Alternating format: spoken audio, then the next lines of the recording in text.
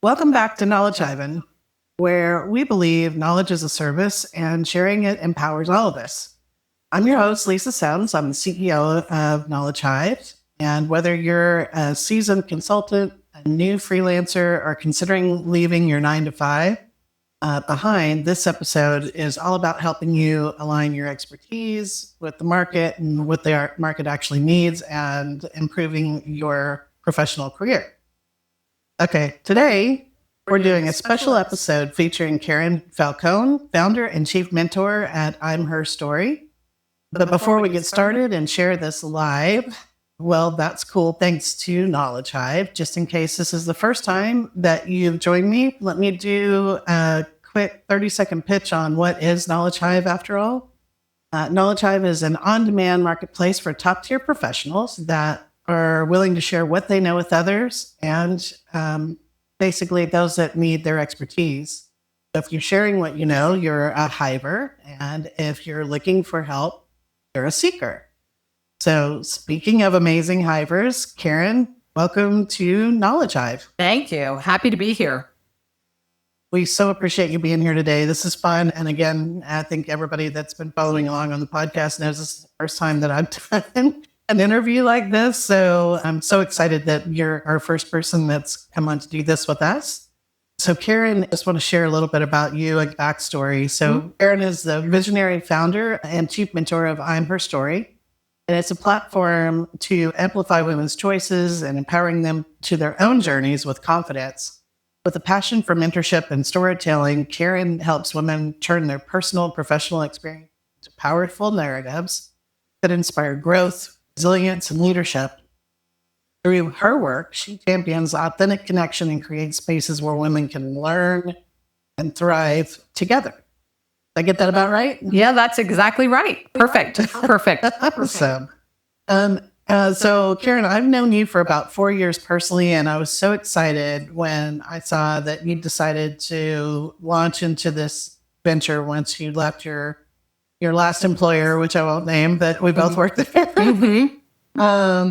But, as a fellow entrepreneur, I just thought you had an amazing idea to use your skills to support women in the workplace to navigate career change, professional growth, and personal development. And your services are so ideal for individuals as well as companies looking to support employee growth, employee retention, and just well-being. And the best news is that she is one of the professionals that you can get on Knowledge Hive.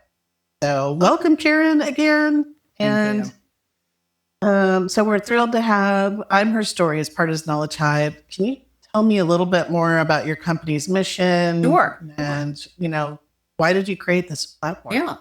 Well, first of all, thank you for having me again. And I'm thrilled to be part of the Knowledge Hive platform. Because I think it's a great idea, right? For companies who need the experts, but they don't want to have the commitment of a full-time employee. So I think it's a fantastic model, and I'm happy to be part of it. So my story, right? Because Her Story is all about stories, and we feel very strongly about that's one of the best ways for women to grow, right? So we're amplifying women's stories so that they can build confidence and we can make lasting change in the workplace. My backstory is I've been in the technology field for over 30 years. And when I decided to really follow my passion and, what lights me up, I realized what that was. And that was to impart, my experience and knowledge of being in a workplace that was predominantly male for most of my career, right?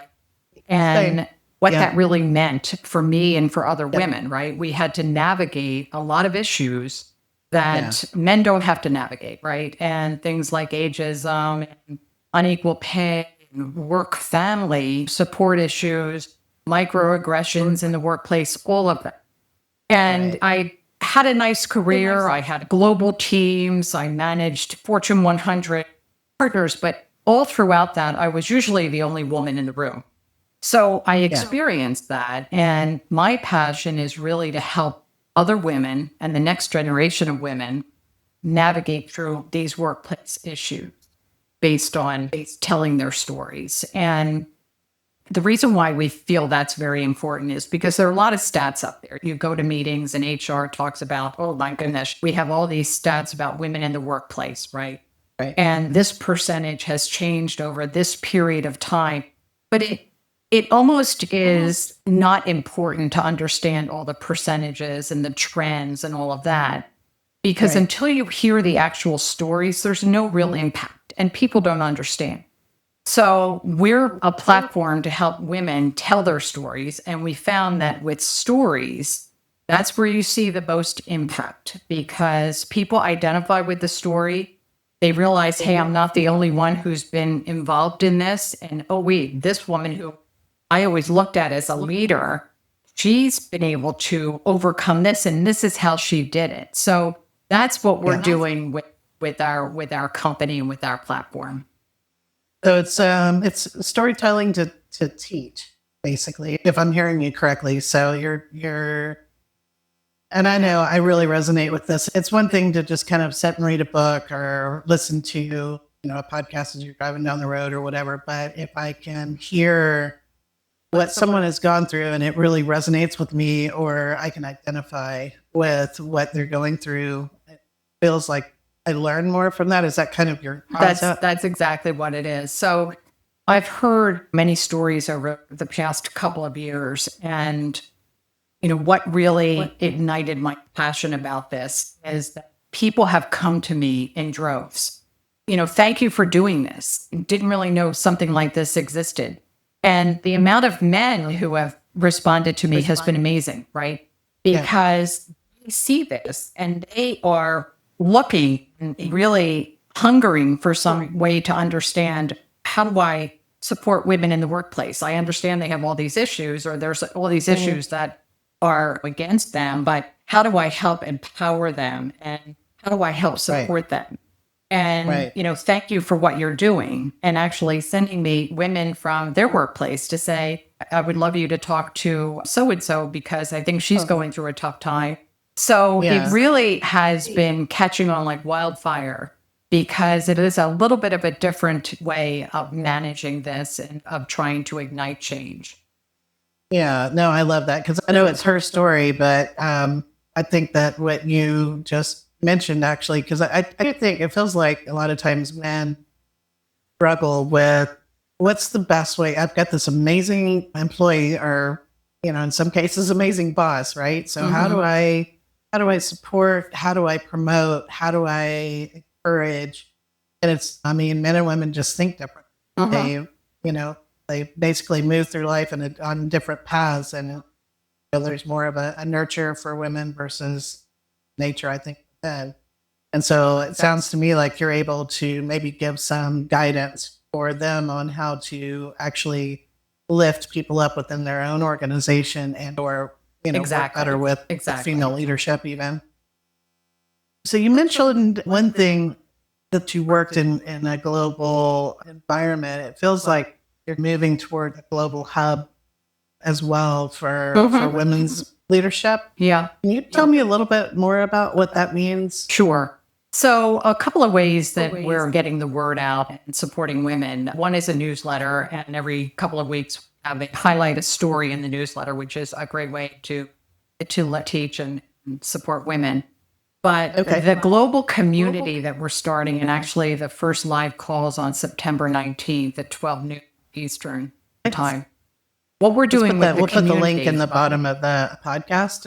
After that, I'll make sure that everybody's got access to that. Yeah. That's very cool. So what the community does is it gives a platform for women to talk to other women. So what I've seen is that there's a lot of one-way conversation going on, where, especially on LinkedIn, right, or any of the social media platforms, where people post things and everyone says, but no one really wants to reply because then they're exposed, right?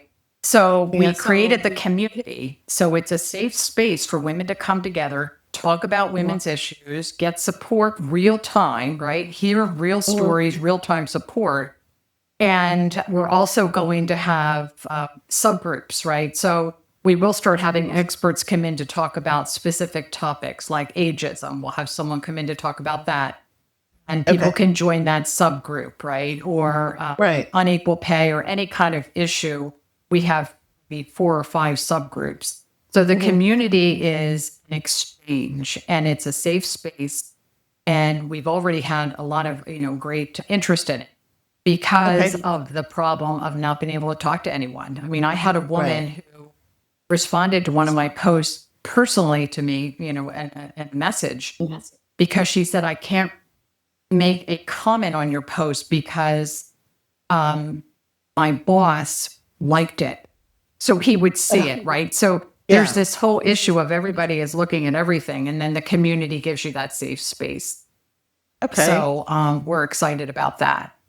I would think that would probably, and you mentioned earlier when you were talking too about, raising young women up. So have you at all started thinking through what that might look like for doing something like this, a safe space type of a talk for maybe university age young women or anything like that? Yeah, we are open to anything that can help, and all ideas are welcome. This first community call that we have next week is really where we co-create, right, with other women. It's all about just taking a community, like it takes a village, right? Looking at that community and asking for support from other women to say, what are you looking for? What do you think is something that we should add, or how do we co-create this to be more impactful? So absolutely.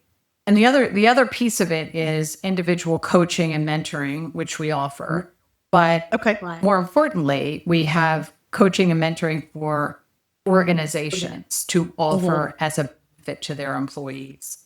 Yeah. And if you don't mind, I'll tell you a quick story. I had the benefit of a company who provided coaching as an option, and I took it. And this was in the early part of my career in technology. And so I took advantage of the coaching. I thought it was great. And boy, she pushed me to do a lot of things that I was uncomfortable doing, but it helped me grow. And eventually, throughout that coaching process, it ended up with me getting promoted to VP for the first time in my career. So I am a strong proponent of coaching services because I've been, I've experienced it myself, and it really helped. And I just even love your title, the Chief Mentoring Officer, because I've, in my own personal career, I've done a lot of mentoring. I had a boss early on in my career, same thing, that basically I told me that I needed to grow a pair, which is just the funniest thing ever when I look back on that, because I was just constantly getting run over by the men in my organization. I couldn't move anything forward, and I was basically letting everybody push me around. But he remained a mentor for me for years and years and years. And then I started getting comfortable in my own skin and offering mentoring back to mostly younger women, because it's so hard to figure out how do I go from being a college student to working in the corporate world, and how do I get my my feet underneath me to kind of move forward. So I love that you are a chief mentoring officer, exactly kind of rolling through that path, right? Yeah. So I guess the other thing is, we talked a lot about where you are right now. Where do you see your company kind of rolling along? So if somebody engaged you today, how do you feel like that might be different in 4 or 5 years? What additional things are you offering as time moves forward? Yeah, one of the things that we're adding fairly soon is just looking at a holistic approach, right? So everything that we talk about is kind of from the outside in, but when we're looking at the inside out, we're looking to help transform from the inside out with, we call it reset and rise, right? Reset and rise. Okay. And reset and rise is really looking at the mind-body connection to everything that you're facing in the world. Looking at how can nutrition help, how can exercise help, how can looking inward and figuring out what are your values, and how are you operating, what can you do differently. So that's one thing that we're going to add, which is really looking at the mind-body connection. And I hope what I would love to happen is for corporations to really embrace this and have it as something they offer to employees in some way or another. Because I think that's where you can change. When you look at a company, we all know that HR function is not really supportive of the employee, it's supportive of the organization. Right. So having mentor programs within organizations that are structured, AWS has one that's very good called She Build. And when you make that decision as a corporation to really prioritize the health of all employees, right? But to look at, how can you support or minorities, right? Right. And the people who need the support the most. That's where I think this is where we would like to go, is really to have more and more corporate clients that would add it as a benefit. And can you differentiate for everybody watching today, what would be the difference in somebody, because we have people that come on our platform that are individuals looking for help, and then we have people that are coming in looking for help for their company, right? So what is the big differentiator you think between you helping somebody one-on-one versus doing something for a company, kind of like what you're describing? What's the added layers that add on for a company over an individual? Yeah, so the individual, it really is providing, a certain number of hours of coaching and then leadership development exercises and that type of thing. And also email support. So during the week when, in between the coaching courses, you may need email support, someone to talk to, send a quick email. From a corporate standpoint, there's a lot that we can do for corporations besides offering coaching for individuals within the organization.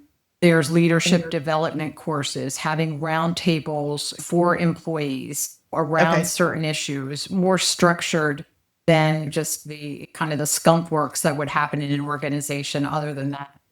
And doing keynote speaking, making it an important issue, women's issues and support in the workplace as a keynote. So there are a lot that we can do with organizations really for them to have more of a competitive advantage. It becomes a competitive advantage because it can help retain and attract women leaders.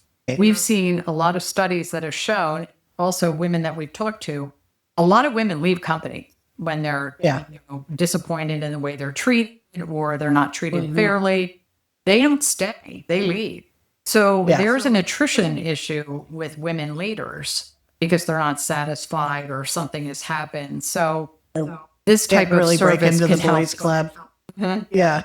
I think we've all had it. So yeah.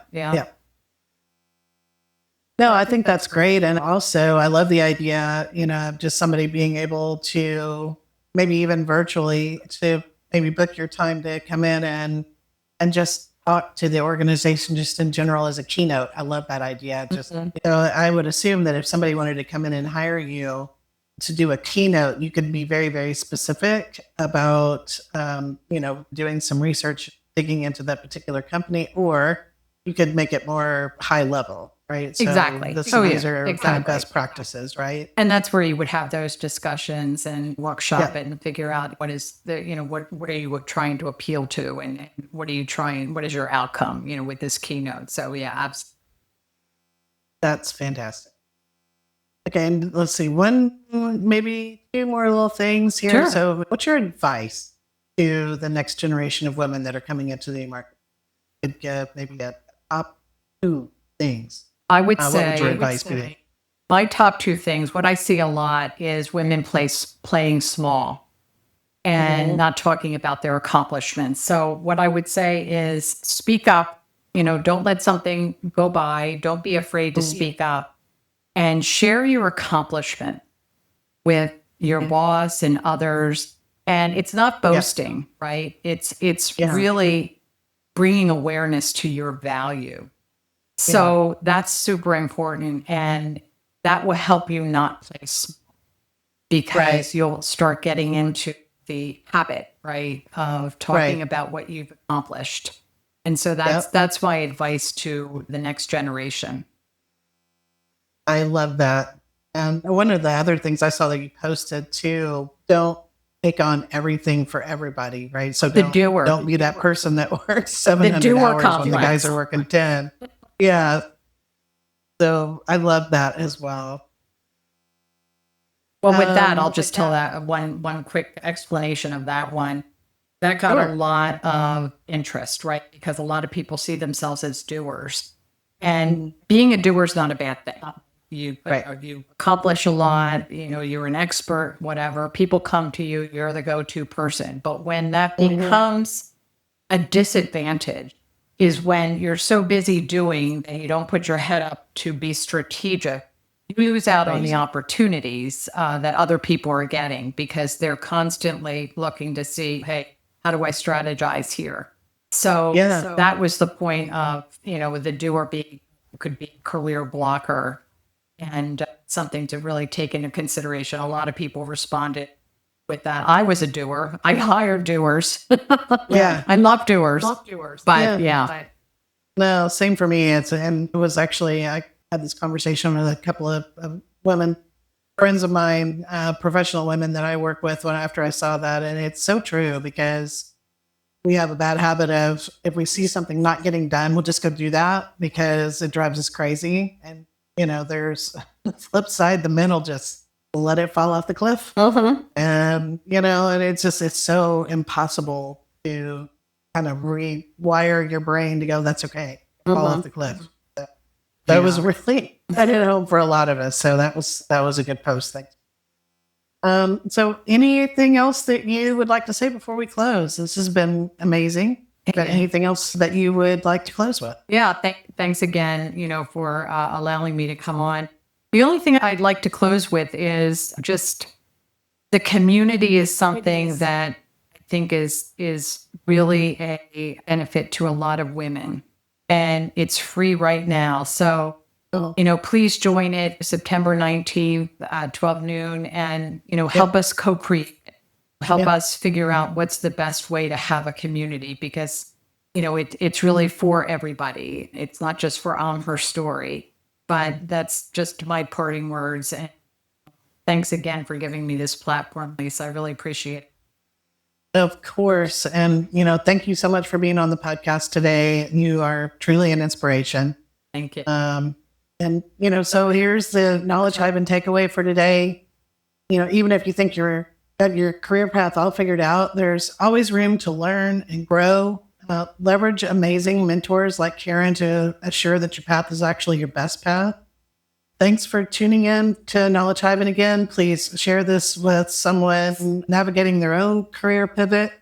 I'd love to hear your freelance or consulting journey stories. You can connect with me on LinkedIn or at knowledgehive.co. You can hire Karen right off of our platform, so please go and do that. We have new episodes every week. Don't forget to subscribe, and if you haven't already, go out and create a free profile on knowledgehive.co. And if you have any questions that you want us to cover a topic, drop it in the comments below. And until next time, we are Knowledge Hive, and we are Knowledge as a Service. And thank you, Karen, and thanks to all of you for listening. Okay, then. Bye-bye.